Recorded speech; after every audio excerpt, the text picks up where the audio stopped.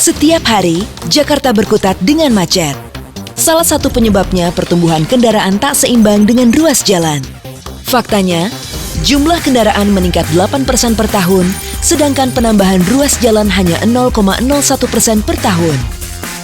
Ini berarti ada sekitar 7,3 juta kendaraan berebut 42,3 km persegi luas jalan setiap hari. Sebanyak 7,25 juta atau 98,8% dari jumlah ini adalah kendaraan pribadi. Sedangkan 89.000 sisanya atau 1,2% adalah angkutan umum termasuk KRL dan busway. Mirisnya, total kendaraan pribadi di Jakarta hanya melayani 44% perjalanan atau sekitar 6,73 juta orang. Sedangkan angkutan umum harus mengangkut 8,6 juta orang atau 56% perjalanan.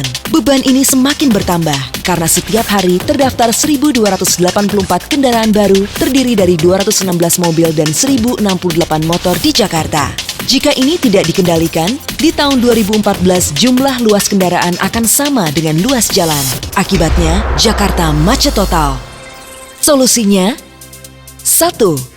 Mengoptimalkan kapasitas dan fungsi Transjakarta dengan cara menambah 140 unit bus gandeng berteknologi bus tracking system secara bertahap hingga akhir 2012.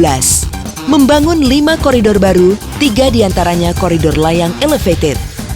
Sterilisasi koridor dengan membangun separator setinggi 50 cm. Serta menambah pos pengisian bahan bakar gas bagi armada Transjakarta. Dengan optimalisasi ini, Transjakarta akan mampu mengangkut 1 juta penumpang per hari. 2. Membangun fasilitas park and ride dan 3 jalur feeder untuk mendorong komuter di sekitar Jabodetabek menggunakan angkutan umum. 3. Mengalih fungsikan jalur monorel menjadi koridor busway layang, elevated lane. 4. Realisasi Mass Rapid Transportation MRT. Dengan 21 halte dan 6 gerbong berkapasitas 1.500 penumpang, MRT mampu mengangkut 350.000 penumpang per hari. 5. Menambah gerbong kereta rel listrik KRL sebanyak 150 unit per tahun untuk mencapai target 1,2 juta penumpang per hari di tahun 2019.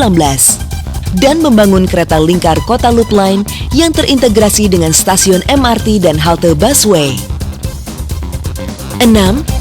Mengembangkan kawasan terpadu, meliputi sentra bisnis komersial dan pemukiman yang berorientasi pada titik transit seperti stasiun dan halte. 7.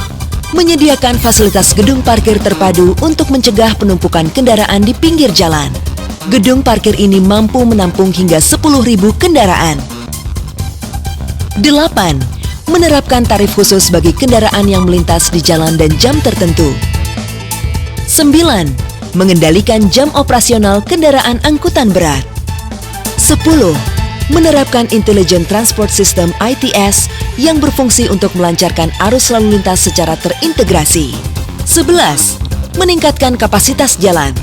Terdiri dari 2 ruas jalan layang non-tol sepanjang 7,66 km, jalur Antasari Blok M, dan Kampung Melayu Tanah Abang.